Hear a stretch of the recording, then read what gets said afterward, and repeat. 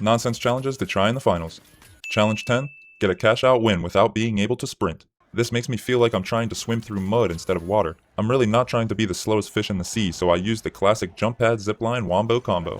I also had to bust out my trusty shockwave to bounce me around the arena since I can't run. I'm only giving this challenge a 2 out of 5 fishies for difficulty because you still have ways to move and groove around without sprinting. Also, against popular opinion, chasing kills in this game is usually a bad plan anyway.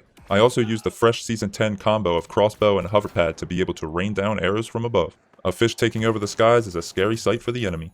These arrows are hitting harder and faster than Cupid's arrows on Valentine's Day, and having 15 lets you miss half the clip.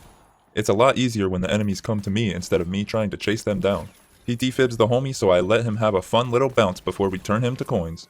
One last blue ball for the stall, and it's off to the next round with the squad collectively getting 22 elims to only 2 deaths. I start the round getting a massive first kill. It doesn't even matter that I missed 8 shots in a row. I find him again and don't miss that many shots, but get scared of his KS enough to drop down. My homie then scared him in return and led him right into my clutches. I pull off a precision shockwave to land me right in the window to get him before he vanishes upstairs. They try to push again, but they simply don't know the power of the heaven arrows. They look up only to get blinded by the bright lights of the arena and think a measly zipline will get them to safety. There is no safety in the hands of the crossbow. This pink team must absolutely love the taste of wood because they keep coming back for more. The heavy must have been too full because he wouldn't eat the last one, so it was time to serve my arrows to a different customer. The orange heavy tries to get away, but I slowly walk at him like the Terminator to eventually be able to take him out. If you haven't heard, they usually call me the best movement fish on the finals.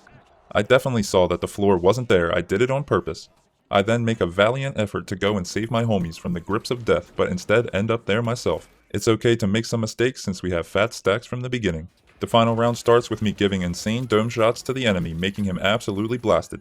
His homie felt left out, so I had to go give him a couple of shots to the chest and face. We get our hands on the point, but it's gassier than a Taco Bell bathroom, so I can barely see anything. I get my homie out of the stank to get the revive, and the fart blows up in my face to kill the medium. I go for another revive, and this raging bull was a little off the mark when he plowed through the wall. We gang up on him for yelling in our ears like that. They W key one more time, and he sticks it through the shockwave, but not the onslaught. The fight for the second cache starts same as the first, with massive dome shots. Taking jump pad to get up to me is not the play. My teammates took some arena-inducing drugs, so all I had to do for the second cache was walk this heavy down. He was even nice enough to winch me closer.